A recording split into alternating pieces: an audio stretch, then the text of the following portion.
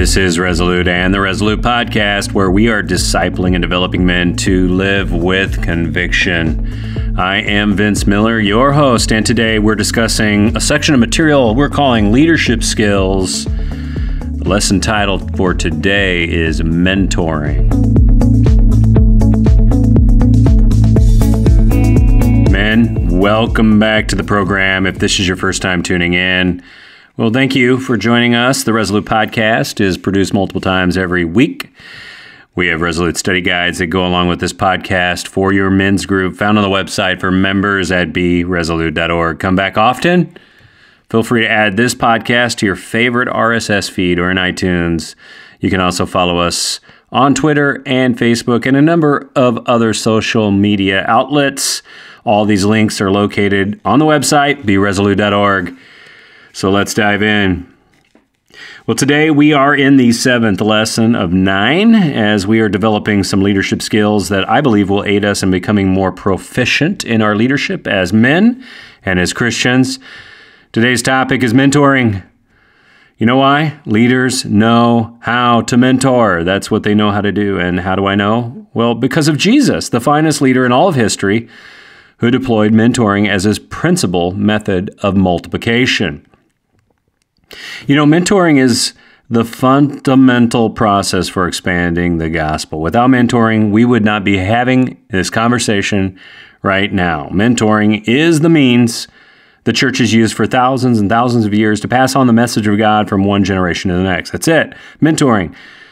You know, you can turn to an Old Testament text and reach way back for proof of this. Deuteronomy 6, 4 through 9. Famous text of the Bible, clearly. A very familiar text to Jews. Jews referred to this as the Shema Yisrael, which means Hear Israel. Shema Israel are the first Hebrew words of this text. Hear, O Israel, the Lord thy God, the Lord is one, etc., etc. You know the text. I don't have to read it for you. Very familiar to Jews because it was probably one of their most important prayers. It is the first prayer, actually, that Jewish children would ever learn, and practicing Jews repeat this prayer 3 times a day, not including the time that they probably hear it in a synagogue service on a weekly basis or regular basis. What we should notice about this particular text is not just what we're being taught about God and how to love Him with all our heart, but how they want it to be reinforced. In the text, you're going to notice words like diligently, talk, sit, walk, lie, rise. And I think God and Moses were pretty serious about mentoring as a key spiritual leadership activity required for the survival of His message and His people. So our goal in today's lesson is to understand spiritual mentoring as a key to our own leadership muscle and building leadership skill. Also, I want to include in this understanding the gradual release model and help us to build a mentoring framework so we can understand how we can be equipped for mentoring in any situation. You know, if you ever take the time to read Moses and read his mentoring process with Joshua, you're going to be blown away. Over multiple chapters of his life, he passes on incredible wisdom that he has gained over the years, over his 120 years, by the way, to Joshua, his protege. And this becomes a great modeling experience for all of us. You know, you can check out the tactics he deploys, and they're incredible. He delegates, he gives challenge projects, he trains by immersion, he brings his protege with him at times, he pushes him into uncharted waters, and he leads him by example. He builds a meaningful relationship. He continues to direct his attention toward God. Moses had it figured out. Moses was a powerful and intentional master mentor. And Moses just doesn't make this stuff up.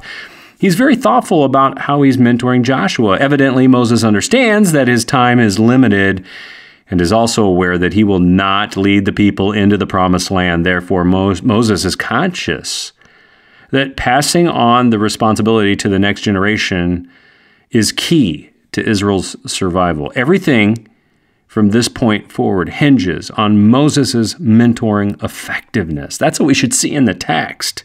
If we read the latter part of his life, everything from this point forward hinges on Moses' mentoring effectiveness. With foresight, we know that Joshua will actually lead the conquest of Israel and must be mentored for the leadership challenge of a lifetime.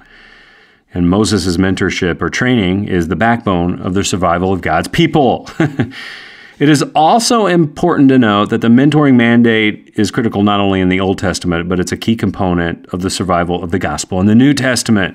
Just read the Great Commission in Matthew 28, another text that you probably know, right? Matthew 28, 18 through 20 reads, "And Jesus came and said to them," right after he's raised from the dead, before he ascends into heaven, "All authority in heaven and on earth has been given to me. Go therefore and maybe think about making disciples." No.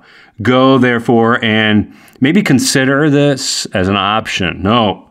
Go therefore and make disciples of all nations, baptizing them in the name of the Father and the Son and the Holy Spirit, teaching them to observe all I have commanded you, and behold, I am with you always to the end of the age. Love these words. And in these words here, Jesus hands us the mentoring baton. He says, I'm dependent on you guys. Will you do the one thing here that I'm asking you to do? Based on this text, Christians do not have an option to not mentor others as a part of our Christian obligation. This commandment of Jesus is not just like a choice or a nice add-on for those who might out there want to do it. If we fail to pass on the good news, then the message of God will go silent. And I refuse to let the message of God go silent. So how do we define spiritual mentoring? Well, I define it as a learning relationship in which one person helps another person take charge of their spiritual development and helps them to release their potential to achieve greater spiritual results. You know, while terminology like mentoring, coaching, discipling, and training can all be defined and debated for precise meaning, a single underlying philosophy drives all these words. If a student does not adequately comprehend and apply the material that they have learned and learned, if they haven't done that, we have not mentored, discipled, coached, or trained. Period. The real challenge of mentoring is to completely release the student so that they can do some task on their own without help from the mentor, with the goal of them being able to mentor others effectively in the same skill. Now that's true comprehension. I don't care if you're disciple making or mentoring or training or coaching. You're wanting to do all those things. You're wanting to help them to really truly become effective spiritually, regardless of what you call it. You know, one model, which I believe is a completely adequate model for mentoring, is called the gradual release model. All right. It helps us to follow a process of learning and how to achieve a very high level of competency. In 4 steps, it captures the transference of understanding and the passing of responsibility from one person to the next. Here are the 4 steps. The first step is very simple. I do, and you watch. All right? I do, you watch.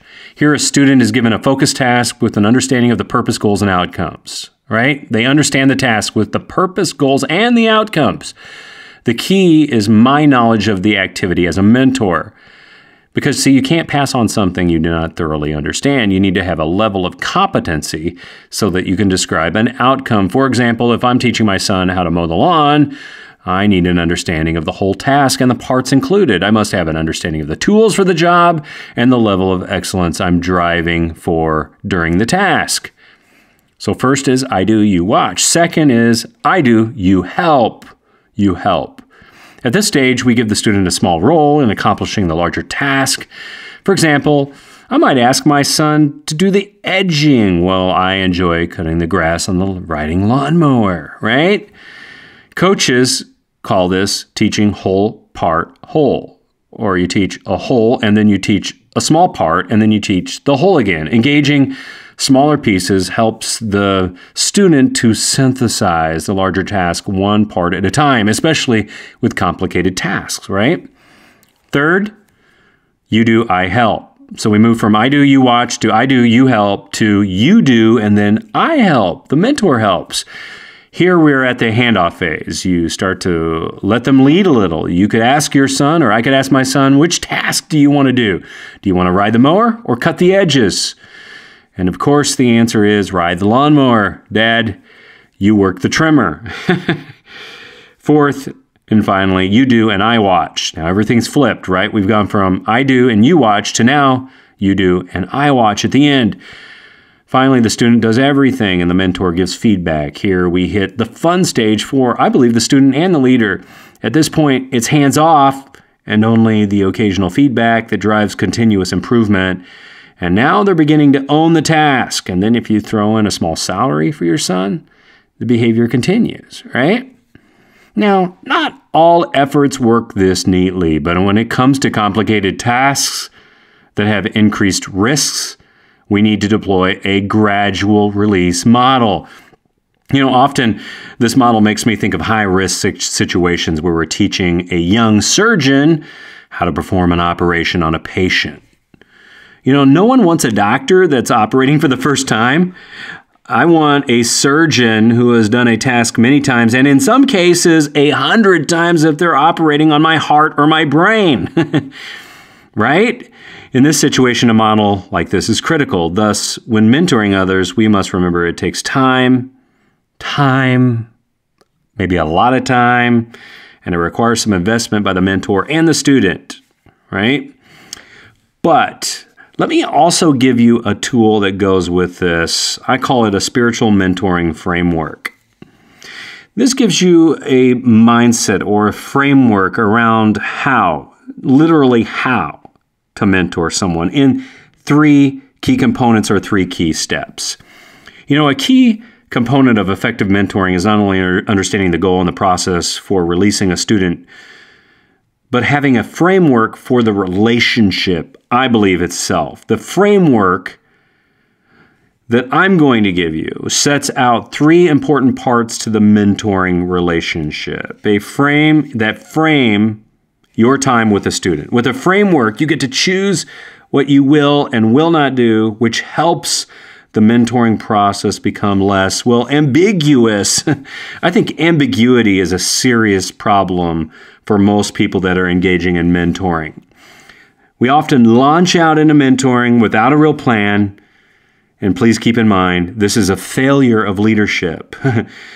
Jesus himself did not launch out into a mentoring relationship void of a plan. And even though it may look like he just walked around with a bunch of guys, I believe Jesus never did anything by accident. He wasn't just walking around with a group of guys and a group of people. Jesus didn't just wake up one day and say, whoops, glad I discipled those guys and glad I showed them how to do all those things. No, Jesus knew exactly when he was going to die, how he was going to die, and that he was going to have to pass on his teaching, and thus planned to mentor 12 men. I believe it with all my heart. There is no way that Jesus got to heaven and said, wow, I'm really glad that I chose to accidentally disciple those men. And neither should we. We shouldn't accidentally wake up one day and decide to mentor someone. So here are 3 critical component steps, whatever you want to call them, for building your mentoring framework. And if you want the PDF that goes with it, you just can reach out to me. First, you have to pick your win. Pick your win. This action is all about decisions that you have to make. Every mentor is going to work and function differently. You're going to function differently than I do, because you have a unique design and therefore you have a unique contribution to make the world. Reflect on your skills. Consider the type of needs students might have that you'd like to mentor. Think about what you'd be willing to do and not willing to do, and what you might learn from the process as well. We call that reverse mentoring. Pick your win, and, well, you're going to hit a target, probably. And I think you should spend some time reflecting on this. I have some questions that that I usually ask that go with this point. Second, decide the frequency. Decide the frequency. We cannot miss this step. We should never mentor someone perpetually. I'm totally not in favor of that. There are multiple reasons for this. The biggest reason is eventually a student is going to exhaust the limits of your ability. Also, every good mentor relationship must end at some point, since we're always going to need more than one mentor in life. And I strongly recommend trying something like a 3-month time frame, depending on how often you're going to meet. If it's once a month, maybe 9 months. If it's once a week, maybe 3. End dates will come, and at that time, this gives you freedom to escape the relationship. If you need to, or if the other party needs to, you can always reevaluate and add in more time when you come to that last meeting a few months down the road. So decide your frequency. First, pick your when. Second, decide the frequency. Third, select how you will monitor. Accountability. Accountability is the key in mentorship. You need to decide this before you begin, otherwise it can feel a little invasive and awkward later. I think you need to set goals. You need to have rules for confidentiality and outcomes for what they want to learn and what you want to get out of it in advance. Never end a mentoring meeting without a task that should be done before the next encounter. So there you have it, your mentoring framework in 3 steps, 3 components. Pick your when, decide the frequency, select how you will monitor. Well, gentlemen, that's the show. Thank you again for listening. I hope you enjoyed our time today. And we hope as well that you're going to pass along this podcast to other men you know. Just head to our website or share the feed with someone you know and love. And guys, I want to encourage you to find a couple of other men to join with you. Listening in on your own is great, but finding other men to join in with you is way better. We grow better when we're coupled up in pairs. We grow better when we're mentoring. We grow better when we're being mentored. You need to step into one of those relationships. And guys, don't hold back. Get some courage. Muster the courage. And get off the bench and get into the game. And remember, I love you guys. So don't go life alone. And thanks for listening. But please join us again next time for another edition of the Resolute Podcast.